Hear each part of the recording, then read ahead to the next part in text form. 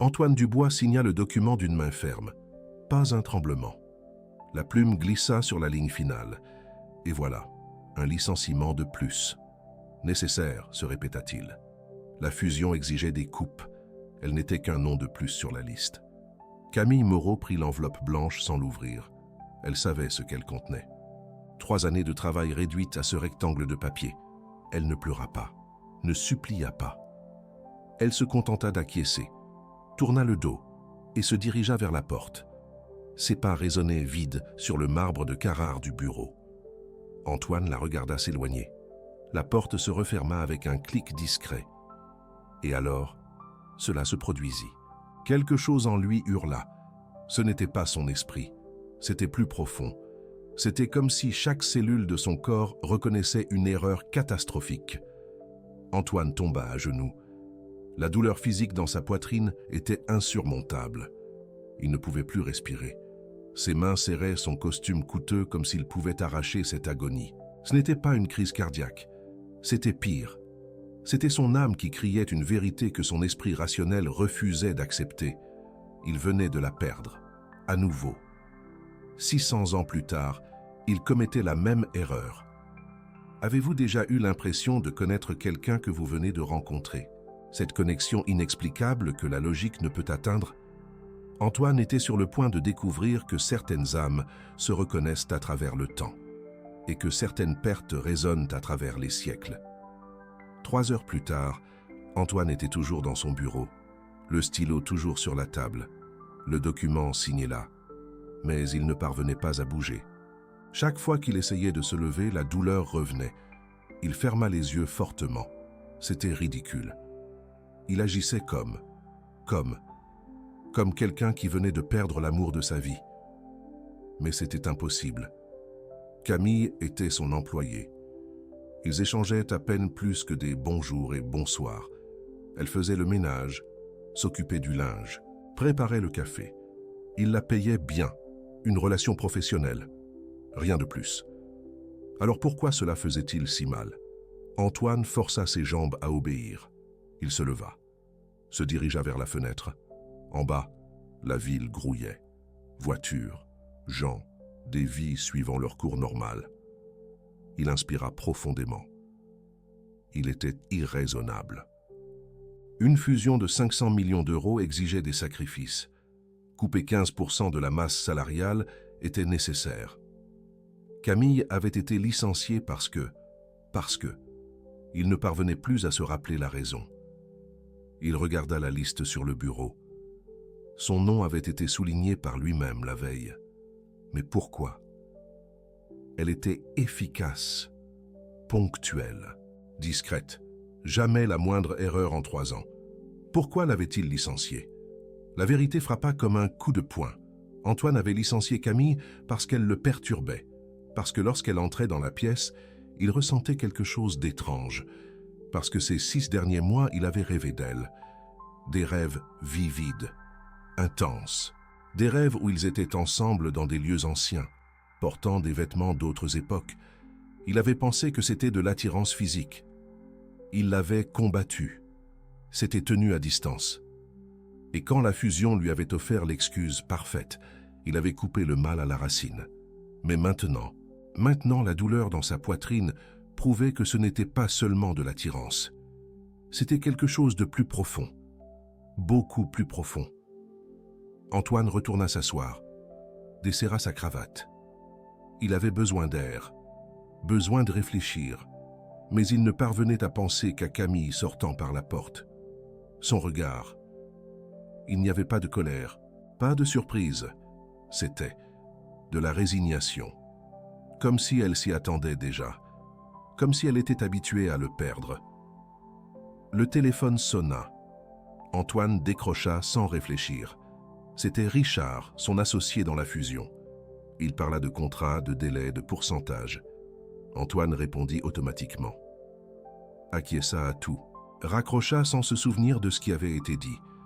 Il regarda sa montre. 19 heures. Camille devait déjà être chez elle. Où habitait-elle au juste? Antoine ne l'avait jamais demandé. Il savait qu'elle avait une fille. 6 ans. Il avait vu l'enfant une fois lorsque Camille avait dû l'emmener au travail en urgence. Une petite fille aux yeux énormes et au sourire timide. Camille allait avoir du mal à trouver un nouvel emploi. L'économie était mauvaise, les emplois de maison rares, et elle avait sa fille à charge. Antoine ferma les yeux, sentit un poids écrasant de culpabilité. Mais la culpabilité n'expliquait pas la douleur. La culpabilité était rationnelle. Ceci était comme un deuil. Comme s'il avait enterré quelqu'un qu'il aimait. Aimait? Antoine secoua la tête. Il n'aimait pas Camille. Il la connaissait à peine. Oui, elle était jolie. Des yeux sombres, des cheveux châtains toujours relevés en un chignon simple, des mouvements délicats. Mais il fréquentait des femmes de la haute société. Des mannequins, des femmes d'affaires, des héritières. Pourquoi Camille serait-elle différente? Parce qu'elle leste. La voix à l'intérieur de lui était claire, définitive. Antoine se leva brusquement. Il devait rentrer chez lui, dormir. Demain, toute cette folie serait passée. C'était le stress de la fusion, la surcharge, rien de plus. Il prit son manteau et sortit. Dans l'ascenseur, il regarda son propre reflet dans le miroir. 42 ans, cheveux foncés avec quelques mèches argentées aux tempes, yeux clairs, costume à 3000 €, montre qui valait une voiture, le portrait de la réussite. Mais l'homme dans le reflet semblait vide, creux. Antoine détourna le regard. Le chauffeur attendait à l'entrée. Antoine monta dans sa voiture de luxe. Le siège en cuir l'enveloppa. Le silence du moteur était presque inaudible. Le luxe ultime. Il appuya sa tête et ferma les yeux. Et il vit Camille. Pas celle d'aujourd'hui, pas celle du présent. Il la vit portant une longue robe ancienne, Renaissance, les cheveux lâchés en boucle. Elle lui souriait. Et Antoine la peignait. Il avait des pinceaux à la main, une toile devant lui. Il capturait ce sourire. Ses yeux, cette marque. Marque? Antoine ouvrit les yeux soudainement. Une marque sur le cou. Camille avait une tache de naissance sur le cou. Il l'avait vue une seule fois, lorsqu'elle avait tourné la tête pour attacher une épingle à cheveux qui était tombée, en forme de larme, petite, discrète. Mais il s'en souvenait. Dans le rêve, la femme de la Renaissance avait la même marque, exactement au même endroit. La voiture s'arrêta. Antoine regarda par la fenêtre. Ils étaient devant son hôtel particulier. 20 pièces. Piscine chauffée, vaste jardin, vide. Complètement vide depuis la mort de sa mère 2 ans plus tôt. Il entra. La maison était silencieuse. Trop silencieuse.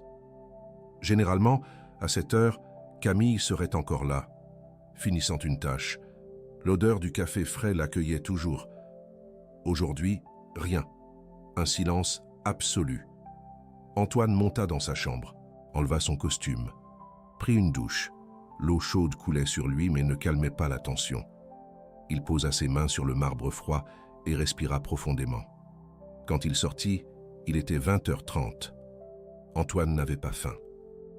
Il se coucha sur son lit king size, regarda le plafond haut, les poutres en bois précieux, le lustre en cristal. Tout ce luxe lui sembla soudainement grotesque. Camille habitait probablement dans un studio, peut-être même un logement social, avec sa fille, luttant pour payer le loyer, l'électricité, la nourriture. Et il venait de la priver de ses revenus. Antoine se tourna sur le côté, ferma les yeux. Il devait dormir. Le sommeil vint rapidement, lourd, et avec lui le rêve. Antoine était sur une place, non pas une place moderne, une place médiévale, Renaissance. Des bâtiments anciens l'entouraient, une foule se pressait. Tous les regards convergeaient vers le centre de la place, où se dressait un échafaud. Antoine essaya de bouger, mais il était prisonnier. Des mains le retenaient. Il baissa les yeux. Il portait des vêtements simples, déchirés. Ses mains étaient sales, tachées de peinture. De peinture? Il les examina, ses doigts maculés de peinture à l'huile, bleu, rouge, ocre. Quelqu'un cria. Une femme. Antoine leva les yeux. Elle était traînée par des gardes. Une robe noble, lourde, brodée d'or, Des cheveux en boucles élaborés, un visage magnifique, déformé par le désespoir. Elle criait un nom. Gaspard, Gaspard, non! Antoine sentit ce nom vibrer dans sa poitrine. Gaspard, c'était lui. Il était Gaspard. Et cette femme, il la connaissait. Il l'aimait. Il l'aimait tellement que ça faisait mal physiquement. Les gardes le poussèrent en avant. Antoine, non Gaspard, tituba jusqu'à l'échafaud. Il monta les marches. La foule huait, l'accusant de voleur, de ravisseur, d'être vil. Il ne l'était pas. Il l'aimait. Ils allaient fuir ensemble. Ils allaient être libres. Mais ils avaient été découverts. Le bourreau s'approcha. Un homme énorme. Le visage couvert. Une hache énorme à la main. La femme cria de nouveau. Marguerite! Elle s'appelait Marguerite. Marguerite de Valois, promise à un autre noble. Gaspard l'avait peinte 6 mois plus tôt. Le duc avait commandé un portrait. Gaspard avait vu Marguerite et il s'était perdu. Ils étaient tombés amoureux en silence. Des regards volés pendant les séances de peinture, des effleurements accidentels, jusqu'à ce que Marguerite confesse qu'elle ne pourrait jamais épouser un autre homme, pas quand son âme appartenait à Gaspard. Ils avaient planifié une fuite, la nuit précédant le mariage, des chevaux prêts, de l'argent mis de côté, un itinéraire tracé. Mais le duc avait découvert leur plan. Il avait envoyé des gardes. Ils avaient trouvé Gaspard attendant Marguerite au bord de la Seine. Ils l'avaient accusé d'enlèvement, crime capital. Le procès fut rapide, la sentence, inévitable. Gaspard fut forcé de s'agenouiller. Le bois froid du billot toucha sa nuque. Il leva les yeux. Marguerite se débattait contre les gardes. Elle criait que c'était de sa faute, qu'elle avait tout planifié, que Gaspard était innocent. Personne ne l'écoutait. Leurs yeux se croisèrent, à travers la foule, à travers la distance, à travers la douleur. Marguerite pleurait, Gaspard aussi. Elle cria « Je te retrouverai. Mon âme te cherchera à travers le temps. Dans une autre vie, nous serons libres. » Gaspard sentit les derniers mots s'échapper. « Et je te reconnaîtrai. » Toujours. La hache s'éleva. Marguerite hurla. La lame descendit. Antoine se réveilla en criant, le corps couvert de sueur. Ses mains agrippaient les draps comme si c'était la dernière chose entre lui et la mort. Son cœur battait si vite que ça lui faisait mal. Il toucha son cou, intact, sans coupure, sans sang. Mais la douleur de la lame résonnait encore. Antoine regarda l'heure. 3 heures du matin. Il se leva, tituba jusqu'à la salle de bain, ouvrit le robinet, se jeta de l'eau froide au visage, se regarda dans le miroir et prononça un nom qu'il n'avait jamais prononcé de sa vie, Marguerite. Ses mains tremblaient. Antoine s'appuya sur le lavabo. Le rêve avait été si réel, si vivant. Il avait senti la lame, il avait senti la douleur, il avait senti l'amour pour Marguerite. Et Marguerite avait le visage de Camille. Antoine retourna dans sa chambre, alluma toutes les lumières, prit son ordinateur portable, commença à faire des recherches. Tapa Florence 1564, exécution peintre, Marguerite de Valois. Les résultats apparurent. Antoine sentit son sang se glacer. Il existait un registre historique. Bref, mais réel. Gaspard Bellini, peintre, exécuté sur la place publique pour tentative d'enlèvement de Marguerite de Valois. Date 23 avril 1564. 600 ans en arrière. Exact. Antoine lut et relut. La description correspondait. Tout correspondait. Le document mentionnait même la profession de Gaspard, peintre. Et dans le rêve, il peignait, ses mains tachées de peinture. Comment savait-il ça? Antoine n'avait jamais étudié l'histoire de la Renaissance italienne, n'avait jamais lu sur Florence au Moyen-Âge, n'avait jamais entendu parler de Gaspard Bellini. Mais il avait rêvé de chaque détail, la place, la foule, l'échafaud, Marguerite criant, et s'était réveillé en connaissant son nom. Antoine ferma l'ordinateur portable. Il tremblait. C'était impossible. La réincarnation n'existait pas. Les vies passées étaient de la fantaisie. Il était un homme d'affaires, rationnel, logique, pragmatique. Mais comment expliquer ce rêve? Comment expliquer qu'il ait fait des recherches et trouvé des faits réels? Et comment expliquer la douleur dans sa poitrine quand Camille était partie, parce que c'est elle, Marguerite? La voix intérieure encore, claire, impossible à ignorer. Tu l'as perdue il y a 600 ans, et tu viens de la perdre de nouveau. Antoine sentit quelque chose de mouillé sur son visage. Il toucha, des larmes. Il pleurait. Il n'avait pas pleuré depuis l'enterrement de sa mère. Avant ça, il ne se souvenait plus. Mais maintenant, il pleurait. Il pleurait pour Gaspard. Il pleurait pour Marguerite. Il pleurait pour la promesse qu'il n'avait pas tenue. Et il pleurait parce que Camille, c'était elle. Et il l'avait renvoyée, l'avait éloignée, l'avait perdue. De nouveau, si cette histoire vous touche d'une manière inattendue, si vous avez le sentiment que les âmes se reconnaissent réellement à travers le temps, pensez à soutenir cette chaîne avec Super Thanks. Des histoires comme celle-ci doivent être racontées. Certaines vérités transcendent la logique. Antoine passa le reste de la nuit à faire des recherches. Il trouva plus de détails sur l'exécution de Gaspard. Il trouva des mentions de Marguerite de Valois. Elle avait été forcée d'épouser le duc 2 semaines après l'exécution. Elle était morte 2 ans plus tard, de cause naturelle, disait le registre. Mais Antoine savait, elle était morte de tristesse, de chagrin d'amour. Comme le sien était brisé maintenant. Quand le soleil se leva, Antoine avait déjà pris une décision. Il allait retrouver Camille. Il allait lui parler. Il allait dire quoi? Qu'il avait rêvé qu'ils étaient des amants de la Renaissance il y a 600 ans? Qu'elle était la réincarnation d'une duchesse? Qu'il l'avait aimée dans une autre vie et qu'il ne pouvait pas la laisser partir dans celle-ci? Elle allait penser qu'il était devenu fou. Elle allait appeler la police. Elle allait s'enfuir loin de lui. À moins qu'elle ne ressente la même chose. Antoine prit son téléphone portable. Appela Martine, la responsable des ressources humaines. Elle répondit d'une voix endormie. « J'ai besoin de l'adresse de Camille Moreau, » dit-il sans préambule. « Monsieur Dubois? Il est 6 heures du matin. C'est urgent. » Martine hésita. « Monsieur, elle a été licenciée hier. Je ne peux pas fournir les données personnelles d'anciens employés sans... » Martine. Antoine n'utilisait jamais un ton autoritaire avec ses employés. Mais maintenant, l'urgence était réelle. « S'il vous plaît. » Quelque chose dans sa voix dut convaincre Martine. Elle soupira. « Attendez. » 2 minutes plus tard, Antoine avait l'adresse. Rue des Lilas, numéro 234, appartement 12. Un quartier populaire à 40 minutes de sa demeure. Antoine enfila un jean et une chemise simple. Il sortit. Son chauffeur n'arriverait pas avant 8 heures. Il prit sa propre voiture, une berline discrète qu'il utilisait rarement. Il conduisit.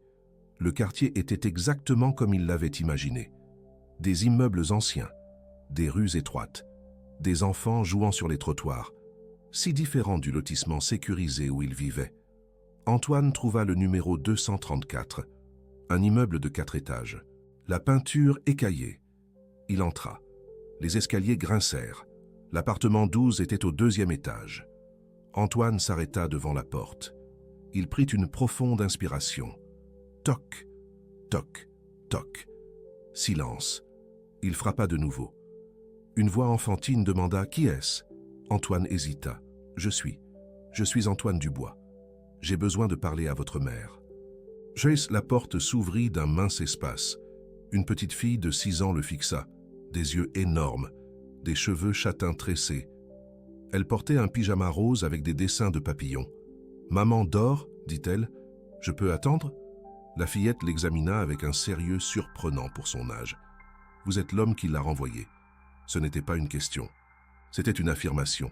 Antoine acquiesça. « Oui.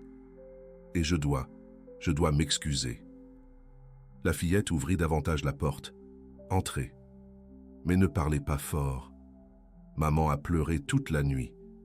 Elle vient seulement de s'endormir. » Les mots frappèrent Antoine comme un coup de poing.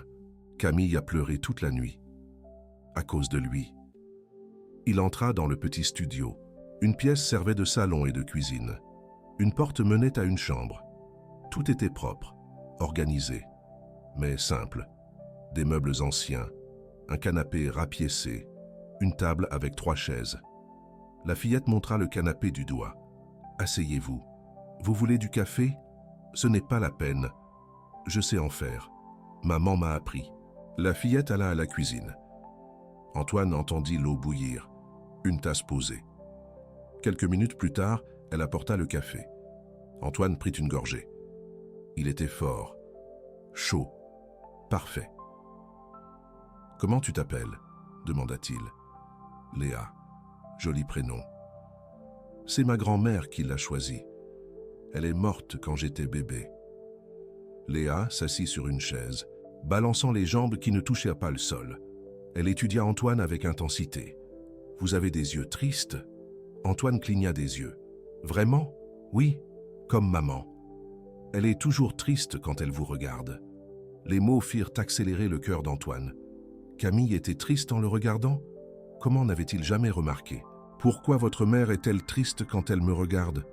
Léa haussa les épaules. « Je ne sais pas, mais elle parlait en dormant. Elle disait votre nom et un autre nom. Italien, je crois. »« Lorenzo ?» Léa écarquilla les yeux. « Oui. » »« Comment vous savez ?» Antoine ne put répondre. Parce que Camille aussi rêvait. Camille aussi savait. À ce moment-là, la porte de la chambre s'ouvrit. Camille apparut, les cheveux défaits, les yeux gonflés d'avoir pleuré, portant un simple peignoir. Elle vit Antoine et se figea. « Monsieur Dubois, qu'est-ce que vous faites ici ?» Antoine se leva. « Camille, je dois vous parler. À propos de quelque chose qui s'est passé il y a 600 ans. » Camille pâlit. Ses jambes vacillèrent. Léa courut pour soutenir sa mère. « Maman !» Mais Camille ne s'évanouit pas. Elle regarda Antoine. Et dans ses yeux, il vit de la reconnaissance, de la peur et quelque chose de plus profond, de l'espoir. « Vous avez vu aussi, » murmura Camille. « Ce n'était pas seulement moi. » Antoine fit un pas vers elle. « J'ai vu la place. J'ai vu l'échafaud. J'ai vu Isabella. Et je vous ai vu. » Camille se mit à pleurer. « Je rêve de ça depuis l'enfance. Je pensais que j'étais folle. Je pensais que j'imaginais. Mais vous avez le visage de celui, du peintre, Lorenzo. » Antoine était à quelques pas d'elle maintenant. « Camille, je vous ai perdue il y a 600 ans. Et hier, quand je vous ai renvoyé, j'ai senti que je vous perdais à nouveau. Je ne peux pas. Je ne le ferai pas. Cette fois, je ferai différemment. » Camille le regarda à travers ses larmes. « Qu'est-ce que vous dites ? Je dis que je vais découvrir la vérité. Je vais prouver que nous ne sommes pas fous. Et si nous le sommes, nous serons fous ensemble. » Léa regarda de l'un à l'autre. « Vous êtes bizarre. » Mais elle souriait. Et pour la première fois en 600 ans, Lorenzo et Isabella étaient au même endroit, vivants, ensemble, conscients. La promesse commençait à s'accomplir, mais la logique luttait contre la vérité.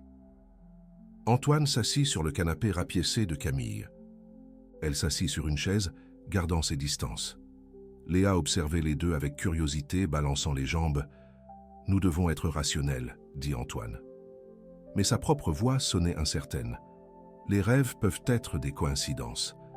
Notre cerveau crée des narrations à partir de choses que nous voyons, que nous lisons. « Je n'ai jamais rien lu sur Florence pendant la Renaissance, » l'interrompit Camille. « J'ai à peine fini le collège. Je travaille depuis l'âge de 15 ans. Je ne connais rien à l'histoire italienne.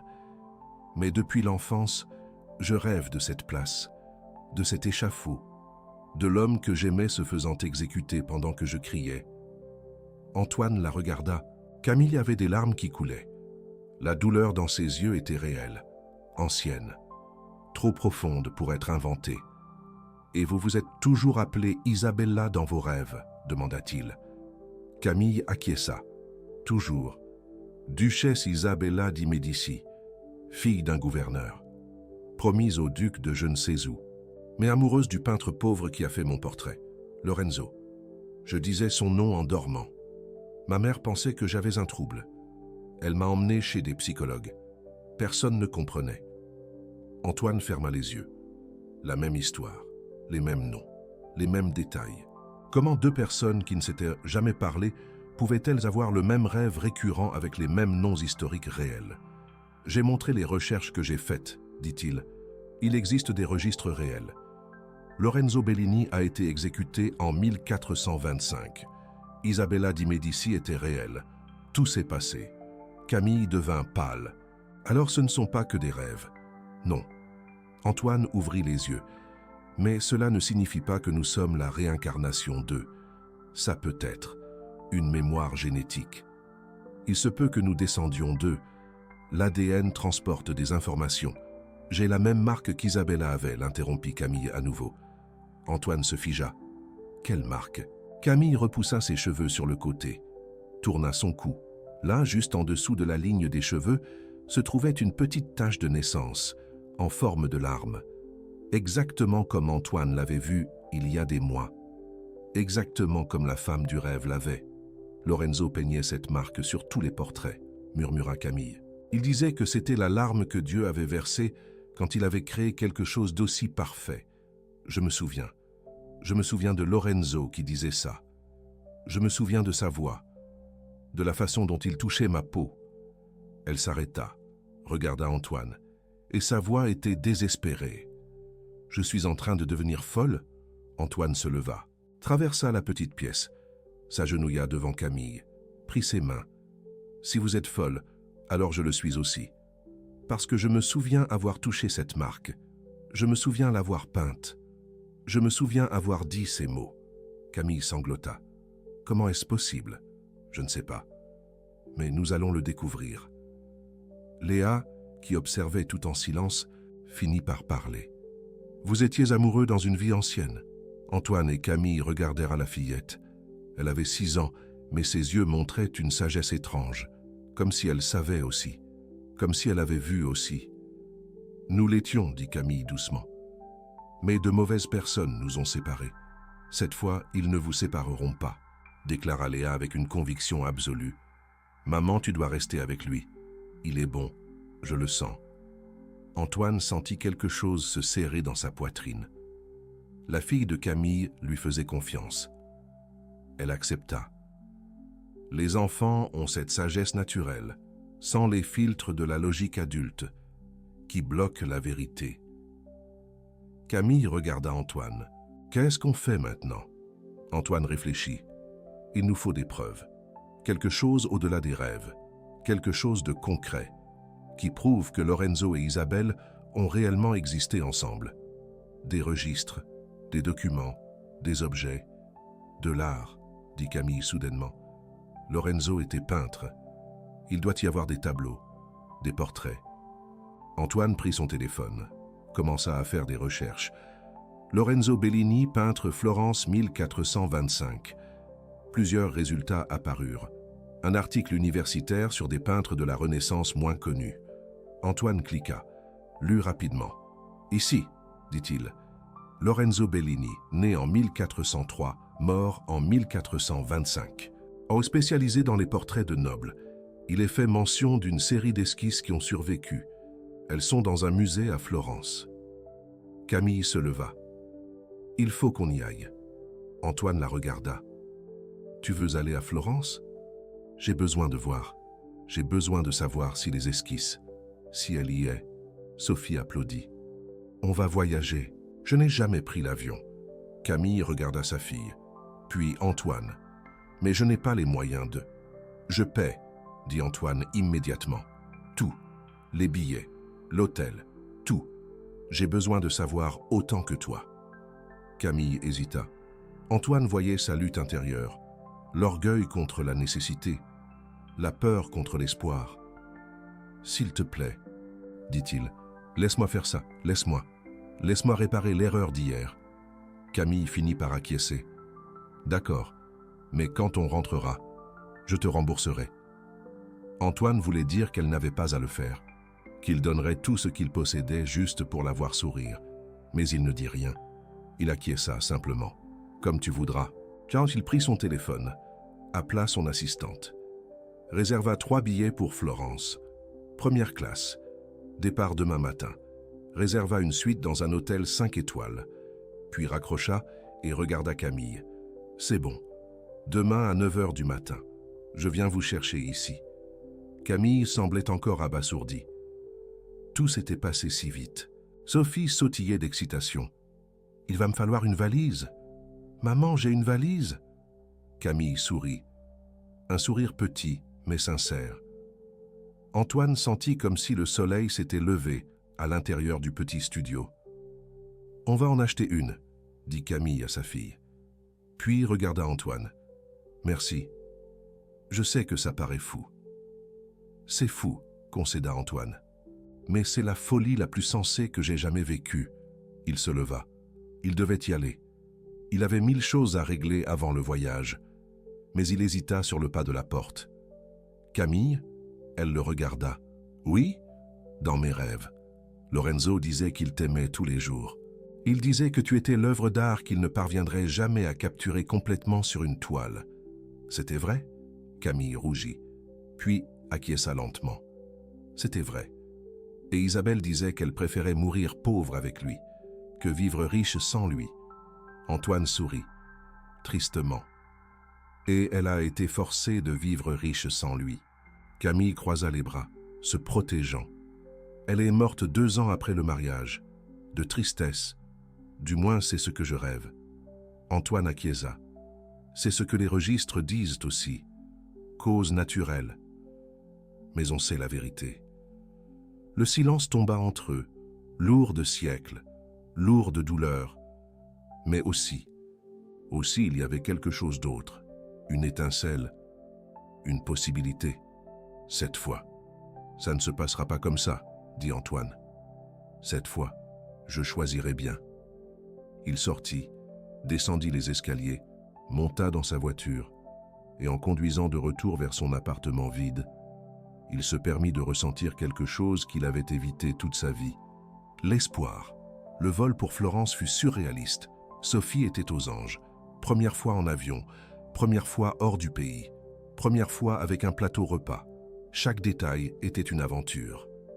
Camille essayait de garder son calme, mais Antoine voyait la tension. Elle n'était pas habituée au luxe. La première classe la mettait mal à l'aise. Antoine garda une distance respectueuse. Il ne voulait pas la brusquer. Mais chaque fois qu'il la regardait et voyait Camille assise là, quelque chose à l'intérieur de lui se calmait, comme si une partie de lui avait trouvé sa place. Ils arrivèrent à Florence au crépuscule. La vieille ville s'étendait magnifique sous le ciel orangé. Antoine avait réservé une suite avec 2 chambres. Camille et Sophie dans l'une, lui dans l'autre. Ils dînèrent au restaurant de l'hôtel. Sophie mangea du tiramisu et déclara que l'Italie était le meilleur endroit du monde. « Demain, on va au musée, » dit Antoine, « voir les esquisses de Lorenzo. » Camille acquiesça. Elle était silencieuse, pensive, quand Sophie s'endormit finalement, épuisée du voyage. Camille sortit sur le balcon de la suite. Antoine la suivit. La vue était à couper le souffle. Florence illuminée, le Duomo au loin, les ponts sur l'Arno, l'histoire vivante. « C'est beau », murmura Camille. « Oui », concéda Antoine. Mais il ne regardait pas la ville.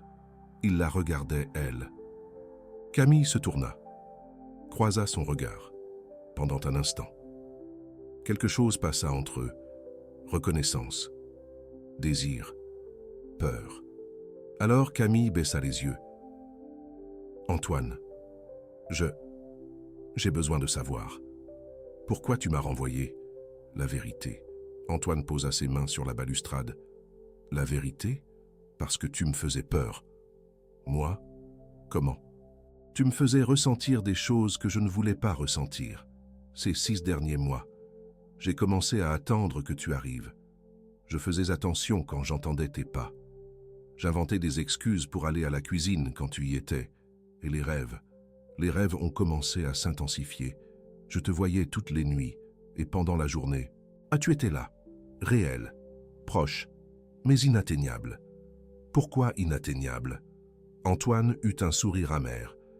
Parce que tu étais ma femme de ménage, parce que je suis Antoine Dubois, PDG d'un empire hôtelier, héritier d'une fortune.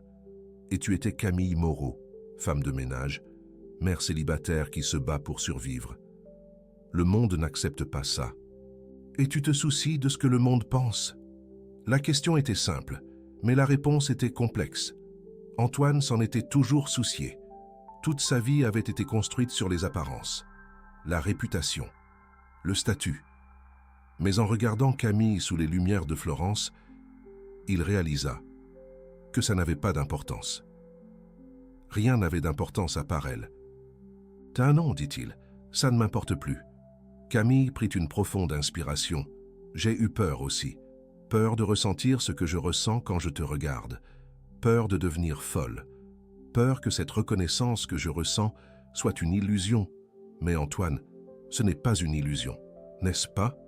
Ce n'en est pas une. » Antoine fit un pas vers elle. « C'est la chose la plus réelle que j'ai jamais ressentie dans ma vie. » Il leva la main, toucha son visage. Camille ferma les yeux. Une larme s'échappa. Et alors, cela se reproduisit. La vision. Antoine était dans un atelier. Odeur de peinture, pinceaux éparpillés, toiles partout. Lumière du soleil entrant par une haute fenêtre. Et là, assise sur une chaise en bois, se trouvait Isabelle, robe bleue profond, cheveux bouclés, souriant pour lui. Lorenzo peignait, main rapide, précise. Chaque coup de pinceau capturait non seulement son visage, mais son essence, son âme. Il aimait chaque centimètre de cette femme. Il aimait la façon dont elle inclinait la tête. Il aimait la tache sur son cou. Elle aimait la façon dont il la regardait, comme si elle était plus importante que tous les ducs de ce monde. « Isabella, je t'aime », dit Antoine sans cesser de peindre. « Moi aussi », répondit Camille. « Mais Antoine, mon mariage est dans 6 mois. Mon père a déjà tout arrangé. Alors nous fuirons avant. Et si on nous attrape ?» Antoine arrêta de peindre. Il la regarda et s'est traversé l'atelier. S'agenouilla à côté d'elle, prit ses mains délicates. « Alors nous aurons valu la peine. Une journée libre avec toi vaut plus qu'une vie entière sans toi. » Camille pleura. « Et si on nous sépare ?» Antoine toucha son visage. « Impossible. Mon âme te reconnaîtrait partout, à n'importe quelle époque, même si cela prend des siècles. Je te retrouverai. Tu promets ? Je promets. » Antoine embrassa ses mains. « À chaque vie, à chaque époque, mon âme cherchera la tienne. » La vision se dissipa. Antoine ouvrit les yeux. Il était à genoux sur le balcon de l'hôtel. Il ne savait pas quand il était tombé. Camille était à genoux aussi, en pleurs, les mains sur le visage. « Tu as vu ?» murmura-t-elle. « J'ai vu. L'atelier. La promesse. Moi aussi. » Camille le regarda. « Antoine, ça se passe vraiment. Nous sommes vraiment eux. » Antoine attira Camille contre lui. Elle ne résista pas. Ils s'étreignirent, et pour la première fois en 600 ans. Antoine et Camille se touchaient sans crainte, sans chaîne, sans garde pour les séparer. Ils restèrent ainsi pendant des minutes, ou des heures. Le temps n'avait pas d'importance. Quand ils se séparèrent finalement, ils pleuraient tous les deux. « Demain, on regarde les esquisses, » dit Antoine, « et nous serons sûrs. » Camille acquiesça, puis retourna dans la chambre où Sophie dormait. Antoine alla dans la sienne, mais il ne dormit pas. Il fixa le plafond, en analysant 600 ans, 2 âmes, une promesse. Et cette fois, personne n'allait les séparer. Le lendemain matin, ils allèrent au musée, un bâtiment ancien, qui sentait l'histoire, le conservateur, un monsieur italien à lunettes, les reçut. Antoine expliqua qu'il voulait voir les esquisses d'Antoine Bellini. Le conservateur fut surpris. Bellini n'est pas très connu. Nous recevons rarement des demandes à son sujet. Mais nous avons 3 esquisses. Suivez-moi. Ils suivirent des couloirs remplis d'art Renaissance. Antoine sentait son cœur s'accélérer. Camille serrait la main de Sophie. La petite fille était calme, comme si elle comprenait l'importance de ce moment. Le conservateur s'arrêta devant une petite salle. Une vitrine en verre protégeait 3 papiers jaunis, des dessins au fusain, des visages féminins, des traits délicats, datés de 1424. « Ici », dit le conservateur, « Antoine Bellini. Esquisse préparatoire pour des portraits qui n'ont jamais été finalisés. » Antoine s'approcha, regarda la première esquisse et sentit le sol disparaître sous ses pieds. C'était Camille. Non, c'était Isabella. Mais le visage était identique à Camille. Les yeux, la forme du nez, la courbe des lèvres. Et là, sur le cou dessiné avec perfection, il y avait la marque, la larme. Camille laissa échapper un son étranglé. « Mon Dieu, c'est moi !» Le conservateur la regarda, puis regarda l'esquisse, puis la regarda de nouveau. « La ressemblance est extraordinaire. Madame, êtes-vous une descendante de la famille Médicis ?»« Non, » murmura Camille. « Impossible. » Mais le conservateur était enthousiaste. « La ressemblance est impressionnante. Et regardez, il y a une signature. A. Antoine Bellini. Et une date. Avril 1425. 3 jours avant son exécution. Antoine pointa un détail dans le coin inférieur de l'esquisse. Il y avait des mots écrits en italien ancien. « Qu'est-ce que ça dit ici ?» Le conservateur ajusta ses lunettes. Lu. Ça dit « Mon âme te cherchera à travers le temps. » Camille s'effondra. Antoine la retint. Sophie commença à pleurer aussi. Le conservateur fut alarmé. « Madame, vous allez bien. Vous avez besoin de vous asseoir. Je vais bien, » mentit Camille. « C'est juste l'impact. » Antoine regarda les 2 autres esquisses. L'une montrait un homme, des traits forts, des yeux intenses. Antoine frissonna. C'était lui, ou plutôt, c'était Antoine. Un autoportrait. Le visage était presque identique au sien.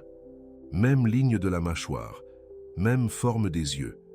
Et la 3e esquisse montrait les 2 figures ensemble, Isabella et Antoine, les mains entrelacées, souriants, libres. Qu'auriez-vous fait à leur place? Abandonneriez-vous tout par amour? Risqueriez-vous votre propre vie? Commentez ici en bas, parce que ce qui est arrivé après a changé 600 ans d'histoire. Le conservateur continuait à parler de la technique d'Antoine, du contexte historique, de la rareté des esquisses. Mais Antoine n'écoutait pas. Il ne pouvait que regarder les dessins. La preuve était là, concrète, irréfutable. Ils étaient Antoine et Isabella, et la promesse était en train d'être tenue. Antoine demanda à prendre des photos des esquisses. Le conservateur permit sans flash. Antoine photographia chaque détail. Ensuite, ils remercièrent et sortirent. Dans la rue, sous le soleil italien, les 3 restèrent en silence. Même Sophie était calme. Finalement, Camille parla. « Qu'est-ce que ça veut dire ?» Antoine la regarda. « Ça veut dire que nous avons trouvé un chemin de retour, l'un vers l'autre. » Mais Camille secoua la tête. « Antoine, 600 ans en arrière, nous avons terminé séparés, lui exécuté, elle forcée à se marier, tous les 2 morts jeunes, malheureux. Et si c'était notre destin ?» compléta Antoine. Camille acquiesça. « Et si nous ne pouvons pas changer? Et si nous finissons toujours séparés ?» Antoine prit ses mains. « Non, cette fois c'est différent. Il n'y a pas de duc qui me force. Il n'y a pas de garde qui nous sépare. Il n'y a pas de loi qui me condamne à mort. Cette fois, nous sommes libres. Mais et le monde? La différence sociale continue. Tu es riche, je suis pauvre. Et Isabella était riche. Antoine était pauvre. Les rôles se sont inversés. Mais l'amour non, l'amour est le même. » Camille pleura. « J'ai peur, moi aussi, » confessa Antoine. « Mais j'ai plus peur de te perdre encore. Je ne peux pas. Je ne veux pas. » Il l'attira près de lui. Là, dans la rue de Florence, dans la même ville où Antoine est mort 600 ans en arrière. Antoine embrassa Camille. Et quand les lèvres se touchèrent, ils virent tous les 2 la promesse, l'atelier, la place, l'échafaud, Mais aussi, ils virent aussi le futur, une vie ensemble, libre, heureux. Sophie applaudit. Enfin. Ils rirent à travers les larmes. Et pour la première fois en 600 ans. La promesse ne semblait pas impossible. Elle semblait inévitable. Certaines histoires vont au-delà de la logique, vont au-delà du temps. Si cette histoire touche quelque chose de profond en vous, si vous sentez que les âmes se reconnaissent vraiment à travers les siècles, soutenez cette chaîne avec Super Thanks. Des histoires comme ça doivent continuer à être racontées, parce que ce que vous êtes sur le point d'entendre va prouver que certaines vérités sont impossibles à nier. Ils retournèrent à l'hôtel transformé. Le baiser dans la rue de Florence avait tout changé. Ce n'était plus Antoine et Camille feignant la normalité. C'était Antoine et Isabella, conscients, éveillés, réunis. Mais il restait une question, s'ils étaient bien la réincarnation. Ils devaient tout comprendre, chaque détail de la vie passée. Antoine ne dormit pas cette nuit-là. Il chercha, trouva le nom d'un psychiatre spécialisé dans la thérapie de régression, Dr Matteo Rivera, un Argentin installé à New York. Une réputation solide dans les milieux académiques. Ce n'était pas un charlatan. C'était un médecin respecté, qui étudiait les mémoires de vies antérieures depuis 30 ans. Le lendemain matin, Antoine téléphona. Il expliqua la situation. Le docteur Rivera écouta sans interrompre. Quand Antoine eut terminé, un silence se fit. « Monsieur Dubois, ça, dit finalement le docteur, d'une voix calme et professionnelle, les cas de reconnaissance spontanée de vie passée sont rares. Mais ils existent. Vous et Madame Camille Moreau présentez tous les marqueurs classiques, des rêves récurrents depuis l'enfance, les mêmes noms, les mêmes détails historiques, des marques physiques correspondantes, et maintenant, une preuve matérielle dans les esquisses. Alors, vous croyez à ça? Je crois aux données, et les données suggèrent que vous partagez des mémoires d'événements réels qui se sont produits il y a 600 ans. Si c'est la réincarnation, la mémoire génétique, ou un phénomène quantique que nous ne comprenons pas encore, je ne sais pas, mais c'est réel. Pouvez-vous nous aider? Je peux. Hypnose régressive profonde. Je vais vous ramener, vous et Camille, en l'an 1425. Mais je dois vous prévenir. Ce sera intense, douloureux. Vous revivrez l'exécution. Camille revivra la perte. Êtes-vous prêt? Antoine regarda Camille, qui écoutait en haut-parleur. Elle acquiesça. Nous devons savoir tout. Le docteur Rivera accepta de les recevoir dès leur retour à New York. 2 jours plus tard. Mais Antoine ne voulait pas attendre. Il demanda s'il connaissait quelqu'un à Florence. Le docteur hésita. Puis il donna le nom d'une collègue italienne, la docteure Chiara Rossi, spécialiste des mémoires traumatiques. Antoine appela immédiatement. La docteure Rossi répondit, italienne d'âge mûr, voix ferme. Elle écouta l'histoire, demanda à voir les esquisses. Antoine envoya des photos par email. 1 demi-heure plus tard, elle rappela. Venez à mon cabinet cet après-midi, 4 heures. Je ferai une séance avec vous deux ensemble.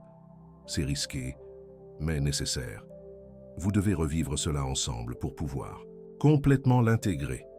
À 4 heures de l'après-midi, Antoine et Camille étaient dans le cabinet élégant, situé dans le centre historique de Florence. Sophie était restée à l'hôtel avec une nounou. La docteure aussi les accueillit, femme grande, cheveux grisonnants attachés en chignon, yeux perçants. « Asseyez-vous », dit-elle en désignant 2 divans inclinables, placés côte à côte. « Je vais vous hypnotiser simultanément. Lorsque vous atteindrez un état profond, je vous guiderai en arrière, vers avril 1425, Florence, les derniers jours avant l'exécution de Lorenzo. » Antoine s'allongea sur un divan, Camille sur l'autre. Leurs mains se touchaient dans l'espace entre les divans. La docteure Rossi commença, voix douce, rythmique. Respirez profondément. Détendez chaque muscle, yeux qui se ferment. Plus profondément, plus profondément.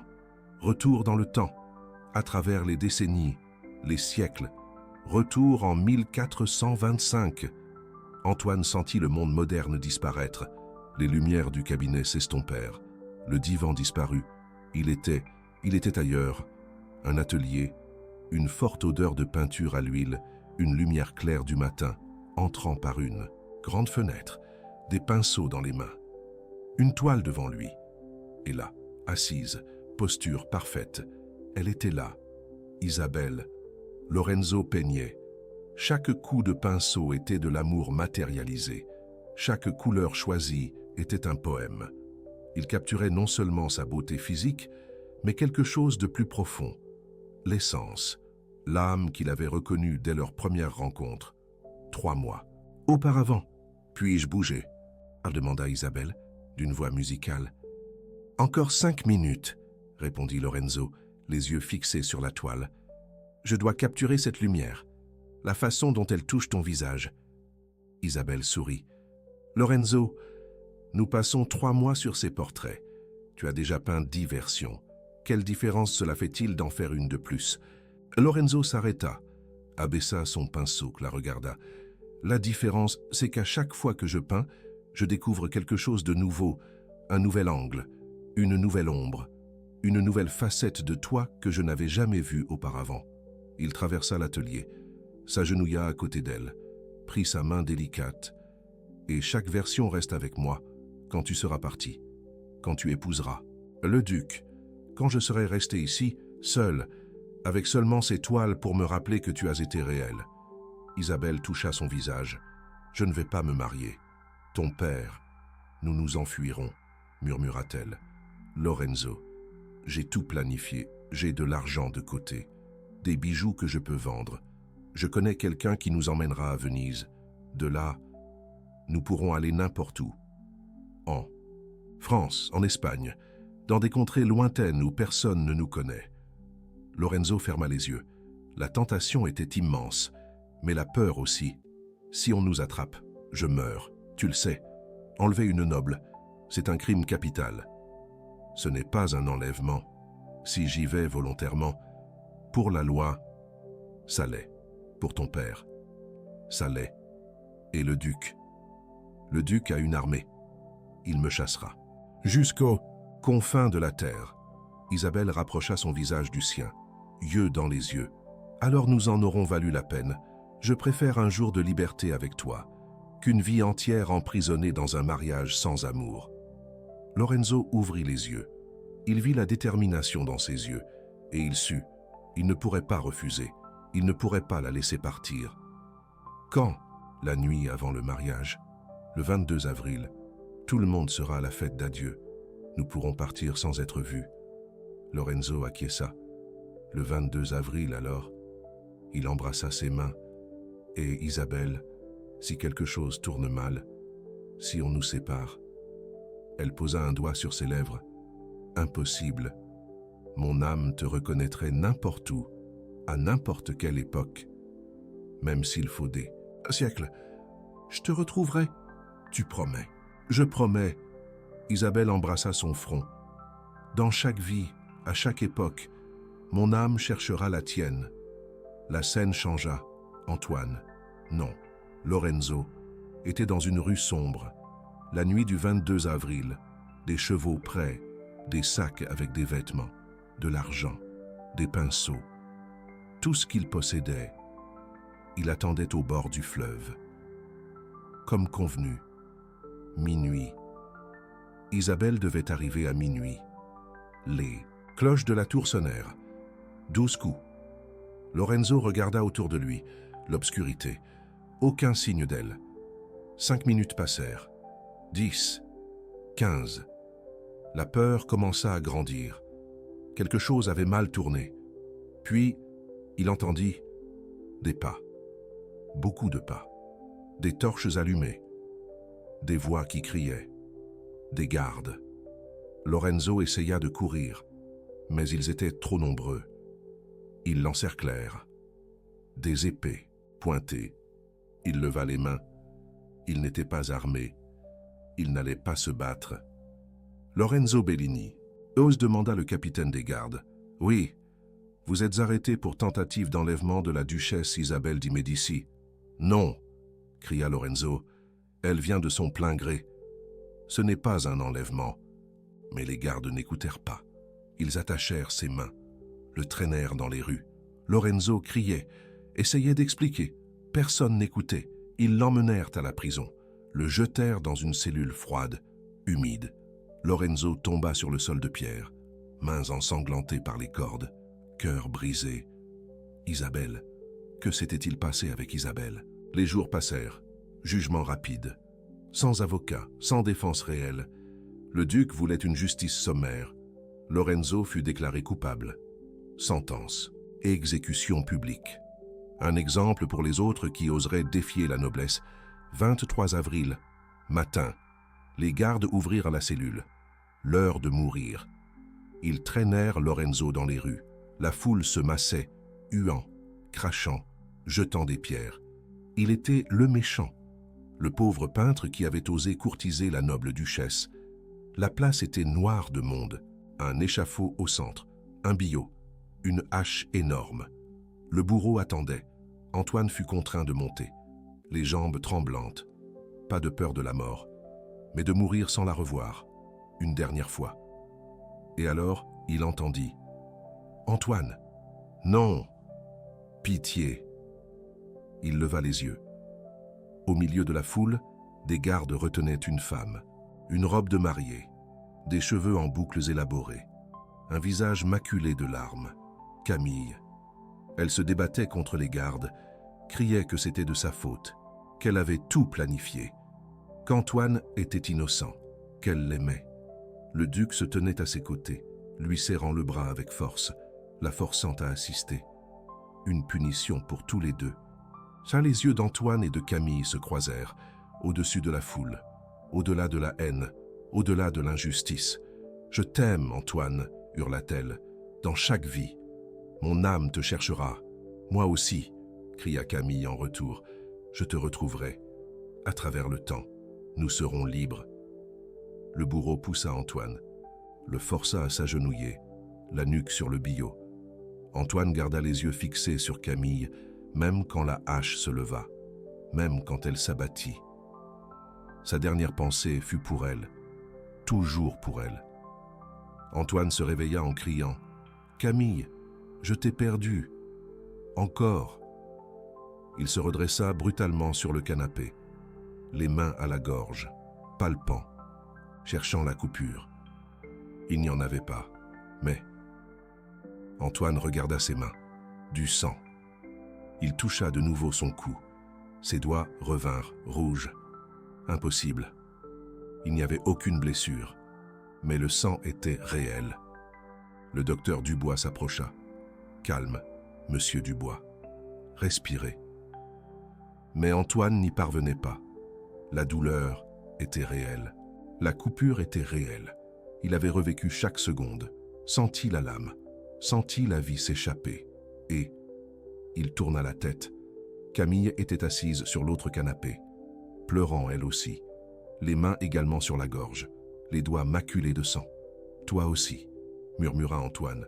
Camille acquiesça. « J'ai tout vu, tout senti, ta mort, mes cris, les gardes me retenant. Je n'ai pas pu te sauver. » Le docteur Dubois examina les deux. Aucune blessure physique. Mais vous avez expérimenté une mémoire si intense que votre corps a manifesté une réponse psychosomatique. Le sang est réel.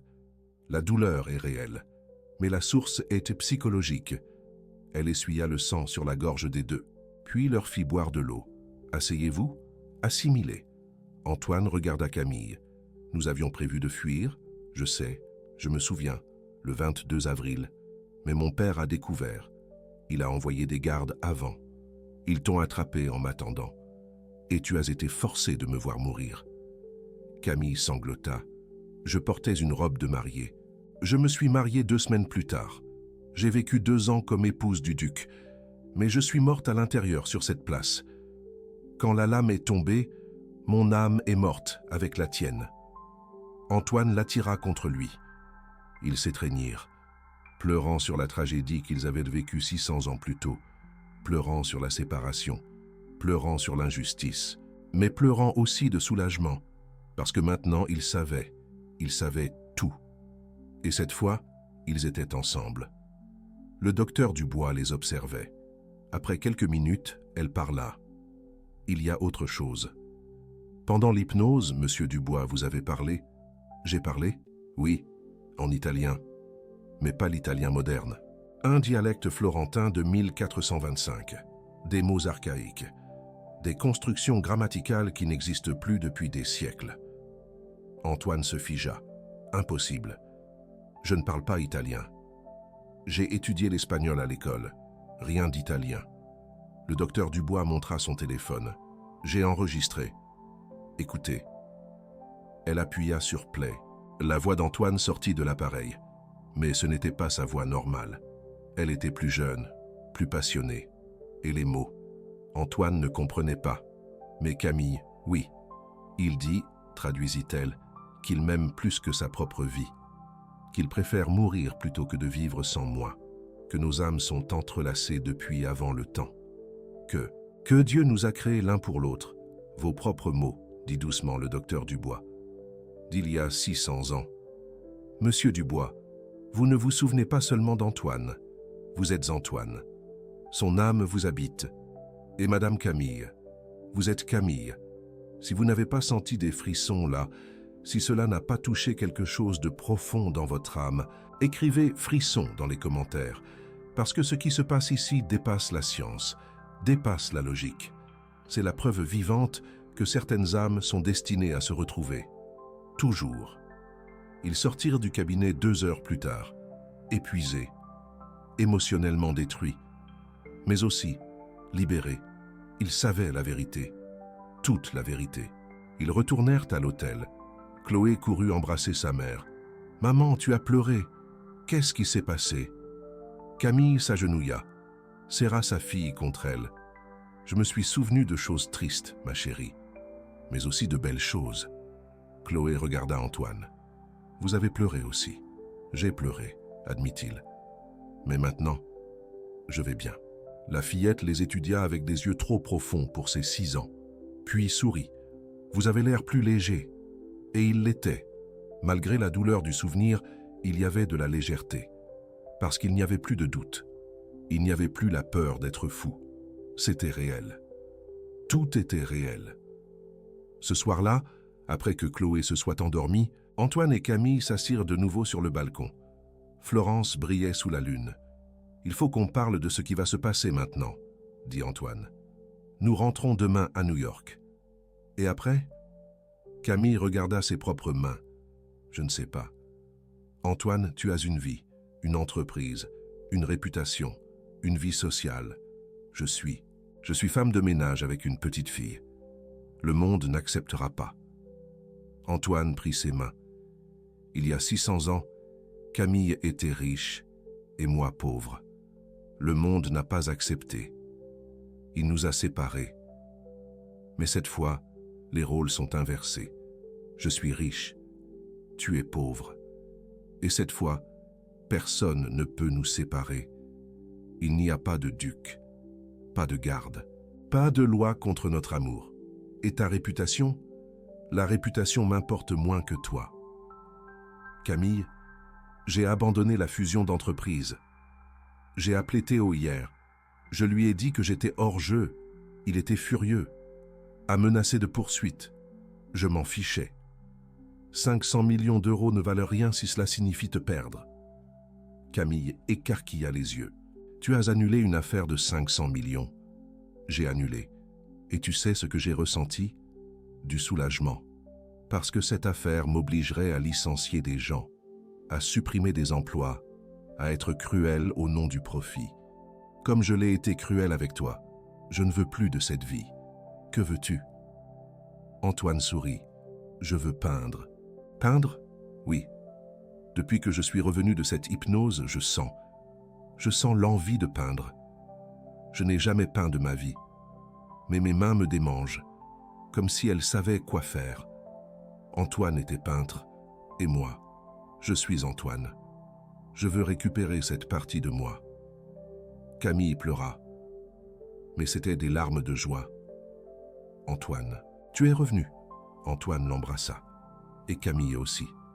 Ils restèrent ainsi, enlacés sous les étoiles de Florence.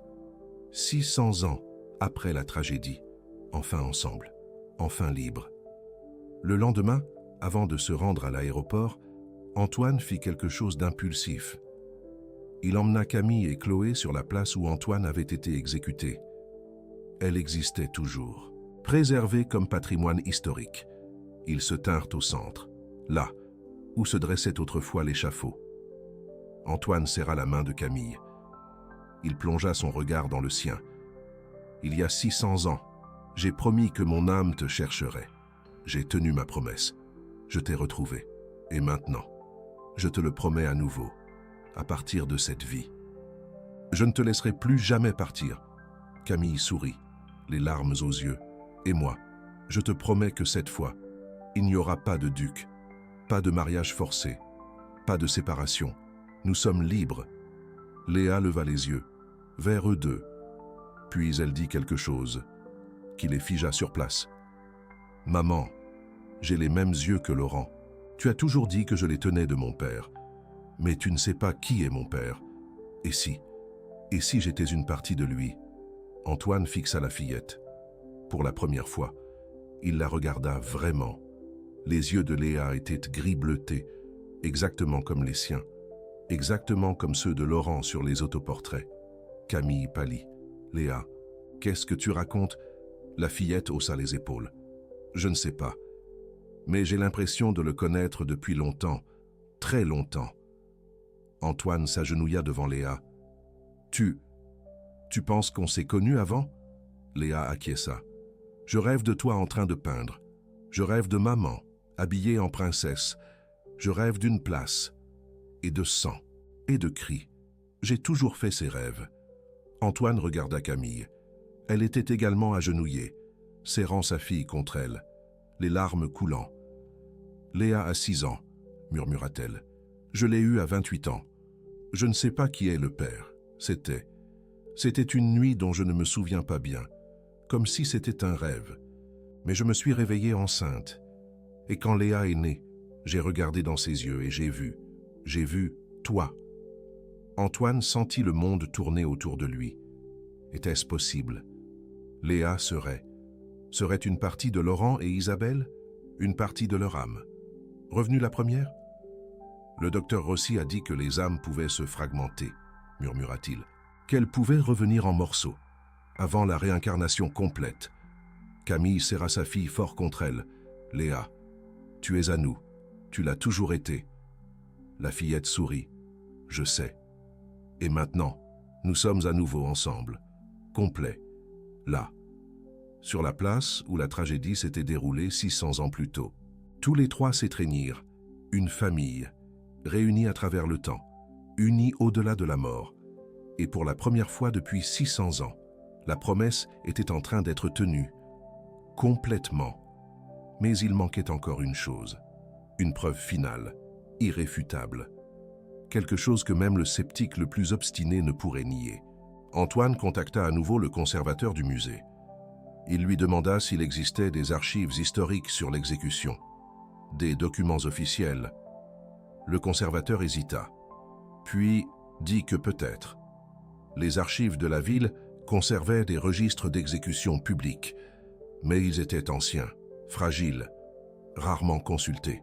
« Pouvons-nous les consulter ?» demanda Antoine. Le conservateur acquiesça. Il fixa un rendez-vous pour l'après-midi même, avant le vol de retour, à 3 heures de l'après-midi. Antoine. Camille et Léa entrèrent dans les archives historiques de Florence.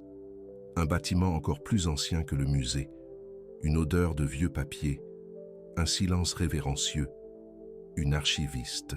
Une dame à lunettes épaisses les accueillit. Le conservateur expliqua. Elle acquiesça. Elle les conduisit à une salle au fond. Des murs couverts d'étagères, des documents jaunis dans des boîtes protégées. « 1425, murmura-t-elle, en cherchant. Avril. Exécution publique. Ici. Elle tira une boîte, l'ouvrit avec précaution. À l'intérieur, des feuilles de parchemin, écrites à la main en italien ancien, encre fanée, mais encore lisible. L'archiviste feuilleta lentement, s'arrêta sur une page. Ses yeux s'écarquillèrent. Ici, 23 avril, année du Seigneur 1425. Laurent Bellini, Pittore. Exécuté pour tentative d'enlèvement de la duchesse Isabelle de Médicis. Antoine et Camille s'approchèrent, regardèrent le document. C'était là, officiel, réel. Mais alors, l'archiviste continua sa lecture. Et ici, il y a une description physique. Taille approximative, cheveux foncés, yeux clairs. Et il y a une note sur la duchesse. « À quelle note ?» murmura Camille. L'archiviste lut « Duchesse Isabelle de Médicis, fille du gouverneur, promise au duc Alexandre de Florence, décrite comme possédant une beauté singulière, marque de naissance en forme de larme sur le cou, côté droit, sous la ligne des cheveux. » Camille s'effondra. Antoine la soutint. Léa serra la main de sa mère. Tous les trois regardèrent le document. La preuve était là. 600 ans documentés. Isabelle avait la même marque que Camille, au même endroit, décrite officiellement. Et il y avait plus. L'archiviste tourna la page. Ici. Il est dit qu'Isabelle fut forcée d'assister à l'exécution, qu'elle cria une déclaration d'amour, qu'elle fut mariée au duc 2 semaines plus tard. Et ici, il est dit qu'elle mourut en 1427, 2 ans après le mariage. Cause, insuffisance cardiaque. Mais il y a une note manuscrite d'un médecin. Quelle note? Il est dit, la duchesse est morte le cœur brisé. Depuis l'exécution du peintre, elle refusait de manger, pleurait toutes les nuits, appelait son nom en dormant. Le duc a tout essayé d'eux, médecin, prêtre, guérisseur. Rien n'a fonctionné. Elle a simplement cessé de vivre. Camille pleurait, Antoine aussi. Parce que maintenant, il savait. Isabelle avait survécu 2 ans, mais n'avait pas vécu. Elle avait seulement existé. Attendant la mort, qui la réunirait à Laurent? L'archiviste referma la boîte, les regarda. « Vous avez un lien avec cette histoire ?» Antoine regarda Camille, puis l'archiviste. « Nous sommes eux, 600 ans plus tard, réunis. » La femme aurait dû rire, aurait dû appeler la sécurité. Mais elle ne le fit pas. Elle regarda Camille, la marque sur son cou, qu'elle avait montrée. Puis Antoine, puis le document ancien. « Âme sœur, dit-elle finalement. Elle trouve toujours le chemin. » Antoine demanda une copie du document. L'archiviste accepta. Il photographia chaque page, les envoya par email. Une preuve définitive. Irréfutable.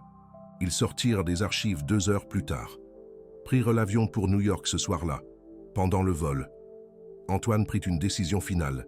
« Camille, dit-il, tandis que Léa dormait entre eux, quand nous arriverons, je veux que tu emménages chez moi, toi et Léa, dans le manoir. » Camille le regarda. « Antoine, pas comme employé, comme famille. Je veux que nous soyons une famille. Mais les gens vont parler. Ils vont dire que je suis une profiteuse, que je t'ai piégé. Je m'en fiche. » Antoine prit ses mains. « Il y a 600 ans, j'ai laissé le monde nous séparer, la différence sociale nous détruire. Cette fois, non. Cette fois, je te choisis. Au-dessus de la réputation, au-dessus de la société, au-dessus de tout. » Camille pleura. « Et moi, je te choisis. Au-dessus de l'orgueil, au-dessus de la peur, au-dessus de tout. » Antoine sourit. « Alors, tu veux m'épouser ?» Camille rit à travers ses larmes. « Laurent, tu es impossible. » C'est un oui, c'est un oui. Ça l'a toujours été, depuis 600 ans. Léa ouvrit les yeux. « Vous allez vous marier ?»« Oui, » confirma Antoine. « Enfin !» La fillette applaudit. « Je peux être demoiselle d'honneur? Tu peux être tout ce que tu veux. Je veux une robe rose, avec des fleurs. Tu l'auras, promit Camille. » Et ils arrivèrent à New York, transformés. Ils n'étaient plus PDG et employés. Ils étaient Laurent et Isabelle, libres, ensemble, prêts à recommencer. Cette histoire touche à sa fin. Mais la vérité qu'elle porte restera avec vous. Si des histoires comme celle-ci vous touchent, si vous voulez plus de vérité que le monde tente de cacher, soutenez cette chaîne avec Super Thanks. Chaque contribution aide à mettre en lumière ce qui devrait rester dans l'ombre, parce que certaines histoires doivent être racontées. toujours. Les mois suivants furent une transformation complète. Antoine vendit la moitié de l'entreprise. Il ne garda que 3 hôtels, suffisant pour vivre bien sans travailler jusqu'à mourir. Le reste, il le distribua entre les employés. 500 emplois sauvés, 500 futurs garantis. La société parla. Bien sûr qu'elle parla. Antoine Dubois est devenu fou. Il a laissé tomber une fusion à 500 millions d'euros, s'est marié avec son ancien employé, est devenu peintre, a perdu la raison.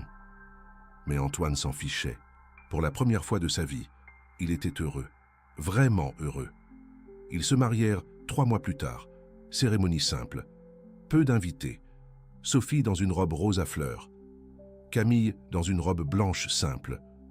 Antoine dans un costume sans cravate. Le prêtre demanda s'ils acceptaient. Tous deux dirent oui. Mais quand ils s'embrassèrent, ils virent la place, l'échafaud, la promesse. Et cette fois, la promesse se réalisa. Leur lune de miel fut à Florence.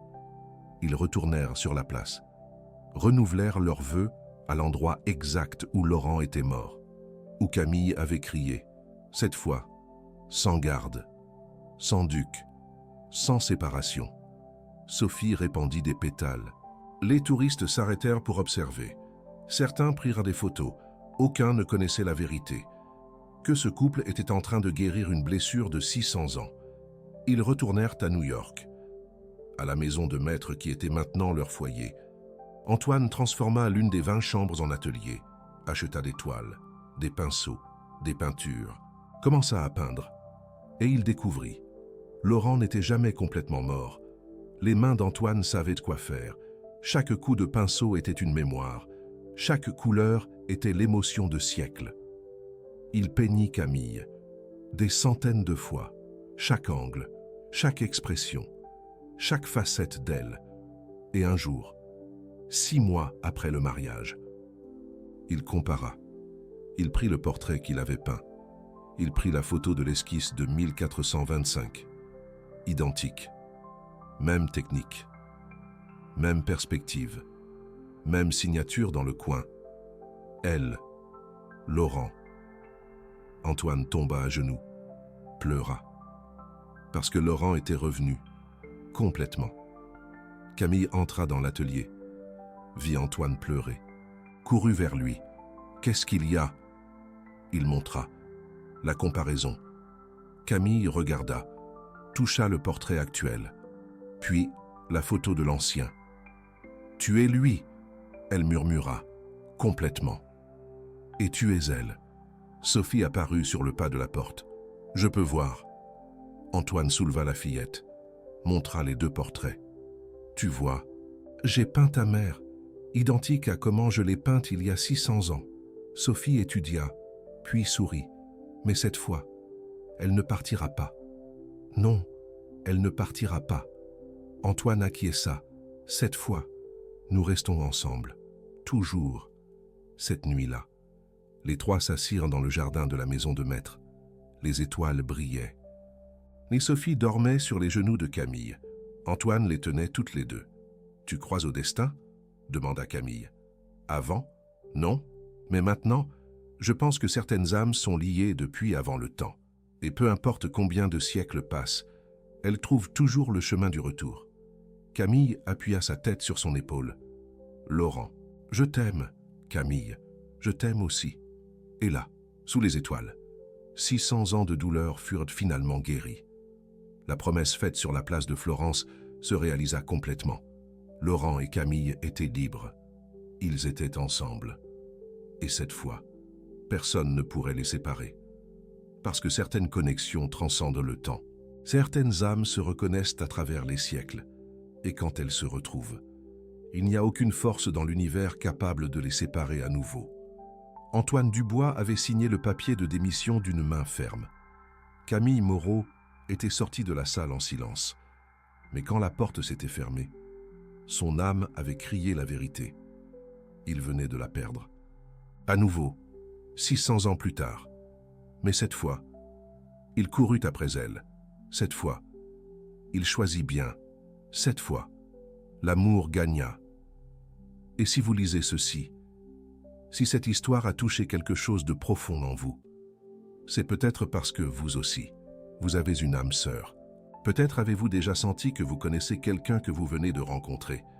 Peut-être portez-vous également des promesses d'autres vies. Je veux savoir. Avez-vous déjà ressenti cela? Avez-vous déjà regardé quelqu'un et ressenti une reconnaissance inexplicable? Avez-vous déjà eu des rêves récurrents avec des personnes et des lieux que vous n'avez jamais vus dans cette vie? Commentez ici en dessous. Quelle est votre histoire de connexion que la logique ne peut pas expliquer? Parce que les histoires comme celle de Laurent et Camille ne sont pas uniques. Elles sont plus communes qu'on ne l'imagine. Mais le monde nous enseigne à ignorer, à rationaliser, à nier. Mais et si nous ne nions pas? Et si nous écoutions? Et si nous croyions? Antoine et Camille ont cru et se sont retrouvés à travers 600 ans, à travers la mort, à travers l'impossible. Et vous? Allez-vous croire en votre connexion quand elle apparaîtra, ou allez-vous laisser la logique vous convaincre que ce n'est qu'une coïncidence? Le choix est vôtre. Il l'a toujours été. 3 ans plus tard, Antoine était dans l'atelier, peignant. Sophie jouait dans le jardin, 9 ans maintenant, riant, heureuse. Camille entra, ventre rond, 7 mois de grossesse. « Comment va notre fils ?» demanda Antoine, touchant son ventre. Il donne des coups de pied. Je crois qu'il sera agité comme son père. Laurent était agité? Il l'était. Il ne pouvait pas rester immobile.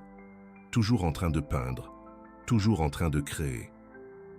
Camille regarda le tableau qu'Antoine peignait. C'était la place. Florence. 1425.